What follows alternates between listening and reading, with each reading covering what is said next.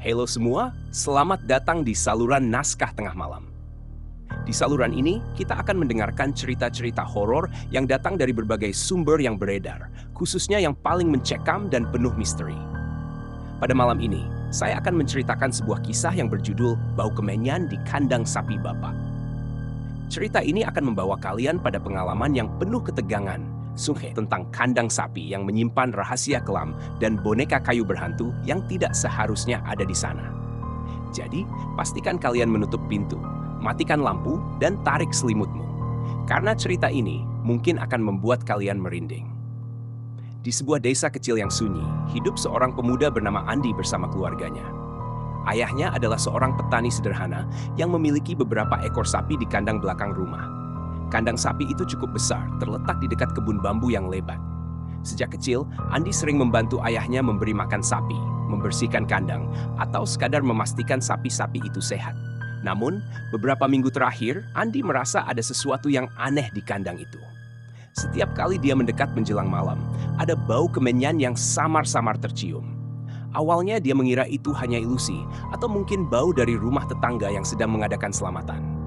Tapi bau itu semakin sering muncul, bahkan ketika hari sudah siang. Suatu malam, ketika semua anggota keluarga sudah tidur, Andi mendengar suara gemerincing yang berasal dari kandang sapi. Ia mencoba mengabaikannya, tetapi suara itu semakin keras, seolah-olah ada sesuatu yang bergerak di dalam kandang. Rasa penasaran mengalahkan rasa takutnya. Ia mengambil senter dan berjalan keluar. Saat Andi mendekati kandang, bau kemenyan itu menyeruak begitu kuat hingga membuatnya mual. Ia menyinari kandang dengan senter, melihat sapi-sapinya berdiri diam seperti patung. Mata mereka melotot, seolah melihat sesuatu yang tidak kasat mata. Tiba-tiba di sudut kandang, ia melihat tumpukan jerami yang tidak biasa. Jerami itu bergerak pelan, seolah-olah ada sesuatu di bawahnya. "Andi, jangan ke situ!" Suara ayahnya tiba-tiba terdengar dari belakang. Andi menoleh, terkejut. Ayahnya berdiri dengan wajah pucat pasi, membawa parang di tangannya. "Ada apa, Pak? Apa ini bau kemenyan?" Tanya Andi dengan suara bergetar. Ayahnya tidak menjawab. Ia hanya berjalan mendekati tumpukan jerami itu dan dengan cepat mengayunkan parangnya.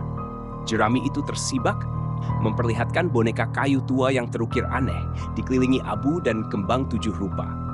Andi bergidik melihat boneka itu, yang matanya seperti benar-benar menatapnya. "Ini ulah orang iseng. Mereka mau mencelakai kita," gumam ayahnya sambil membuang boneka itu keluar kandang. Namun, saat boneka itu mendarat di tanah, terdengar suara tangisan pelan. Tangisan itu terdengar seperti berasal dari boneka itu sendiri. Andi mundur beberapa langkah, merasakan tubuhnya gemetar. Ayahnya mencoba menenangkan dirinya sambil menutup kandang dan mengajak Andi masuk ke rumah. "Kita bicarakan ini besok pagi," katanya. Namun, malam itu tidak berakhir begitu saja. Sekitar pukul 3 dini hari, Andi terbangun karena mendengar suara pintu yang berderit. Ia mengintip keluar kamar dan melihat pintu belakang rumah terbuka. Rasa takut mulai merayap, tetapi ia memberanikan diri memeriksa. Ketika ia melangkah keluar, ia melihat ayahnya berdiri di tengah halaman menghadap ke kandang sapi. "Ayah!" panggil Andi, tetapi ayahnya tidak menjawab. Ia hanya berdiri mematung, tatapannya kosong. Andi mendekat perlahan, namun tiba-tiba ayahnya berbalik. Wajahnya bukan lagi wajah yang biasa Andi kenal. Matanya kosong, kulitnya pucat, dan dari mulutnya keluar suara seperti desisan ular. "Jangan ganggu kami." Andi terjatuh, kakinya lemas. Dari kandang sapi, terdengar suara jeritan melengking, dan satu persatu sapi-sapi di dalam kandang roboh seolah kehabisan nyawa. Bau kemenyan semakin pekat, hampir mencekik. Dalam kepanikannya, Andi merangkak mundur, tetapi ia merasa ada tangan dingin yang mencengkeram pergelangan kakinya. Ia menoleh dan melihat boneka kayu tadi, kini berdiri tegak, dengan wajahnya berubah menjadi menyerupai wajah Andi sendiri. Boneka itu tersenyum lebar, menatapnya dengan mata yang hitam legam. Keesokan harinya, penduduk desa menemukan kandang sapi Andi dalam keadaan kosong. Tidak ada sapi, tidak ada tanda-tanda kehidupan, hanya bau kemenyan yang masih tercium menyengat. Andi dan ayahnya menghilang tanpa jejak.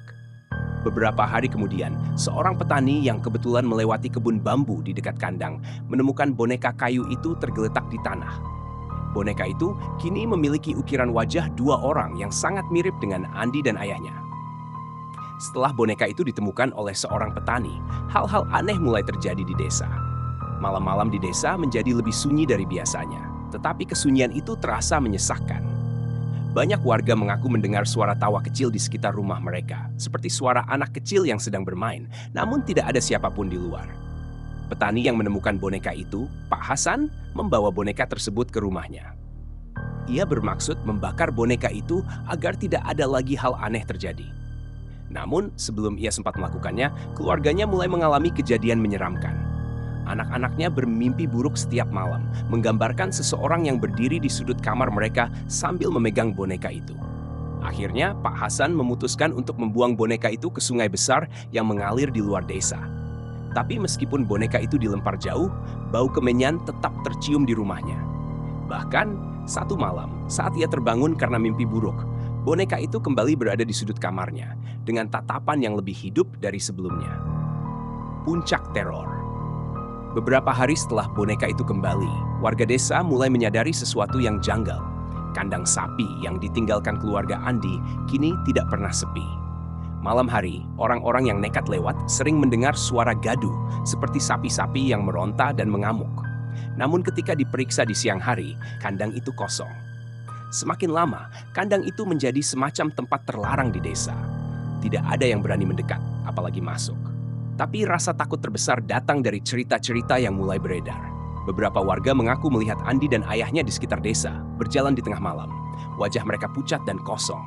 Tubuh mereka kaku. Namun mereka selalu membawa boneka kayu itu di tangan. Sampai hari ini, desa itu ditinggalkan oleh sebagian besar penduduknya. Rumah-rumah ditinggalkan, ladang-ladang dibiarkan tak terurus. Kandang sapi keluarga Andi masih berdiri, meskipun penuh dengan rumput liar dan lumut. Setiap malam Jumat, bau kemenyan kembali menyelimuti area tersebut, dan terdengar suara melenguh sapi yang terdengar seperti tangisan manusia.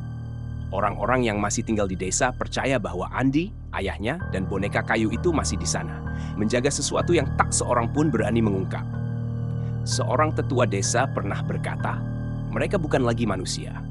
Mereka sekarang adalah bagian dari boneka itu, menjadi penjaga kutukan yang tak bisa dipatahkan. Dan boneka itu masih berpindah-pindah, muncul di berbagai sudut desa, selalu mencari rumah baru dan korban baru. Dan itulah akhir dari kisah malam ini, bau kemenyan di kandang sapi Bapak. Sebuah cerita yang mengingatkan kita bahwa ada hal-hal di dunia ini tidak selalu bisa dijelaskan dengan logika. Jika kalian menikmati cerita ini, jangan lupa untuk like, comment, dan subscribe agar kalian tidak ketinggalan cerita horor lainnya di Naskah Tengah Malam. Dan terakhir, ingatlah, setiap tempat memiliki rahasianya sendiri. Mungkin saja sesuatu sedang mengamatimu sekarang dari sudut ruangan yang paling gelap. Sampai jumpa di cerita berikutnya. Selamat malam, dan semoga kalian bisa tidur dengan tenang.